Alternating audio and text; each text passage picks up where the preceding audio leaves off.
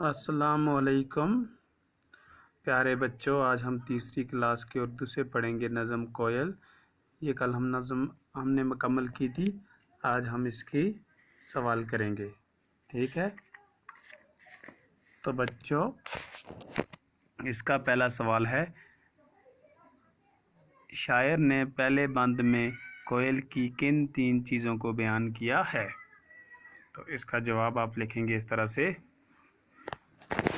یہ میں نے لکھا ہے، تو آپ اپنی کاپی پہ اس طرح سے لکھیں گے، شاعر نے پہلے بند میں کوئل کی صورت، رنگت اور شور کو ظاہر کیا ہے۔ سوال پوچھ رہا ہے کہ شاعر نے پہلے بند میں کوئل کی کن 3 چیزوں کو بیان کیا ہے، تو آپ جواب لکھیں گے، شاعر نے پہلے بند میں کوئل کی صورت، رنگ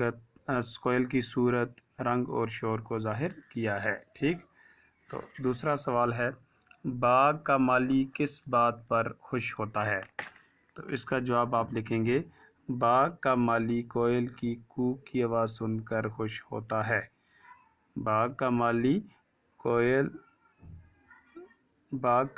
کس بات پر خوش ہوتا ہے؟ سوال ہے، باغ کا مالی کس بات پر خوش ہوتا ہے؟ جواب اس کا لکھیں گے آپ، باغ کا مالی کوئل کی کوک کی آواز سن کر خوش ہوتا ہے۔ سوال نمبر 3 ہے، اس نظم میں شاعر نے ایک ہی مصرع 3 بار دہرایا ہے، وہ کون سا مصرع ہے؟ کہتا ہے کہ اس نظم کے 3 بند ہیں، 3 بندوں میں ایک ایسا مصرع ہے جو شاعر نے ہر بار دہرایا ہے، تو وہ کون سا مصرع ہے؟ اس مصرع کی آپ کو پہچان کرنی ہے۔ تو یہ مصرع ہے، کوئل تیری کوک نرالی۔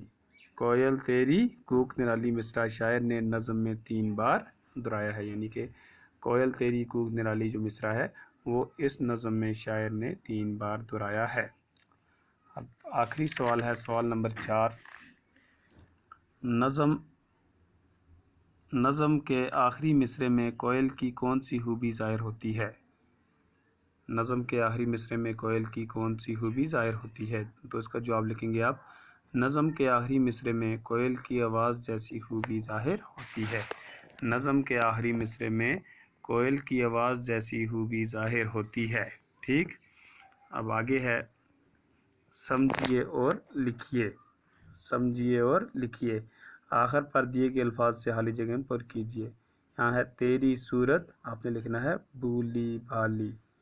دوسرا ہے تیری رنگت، آپ نے لکھنا ہے کالی کالی۔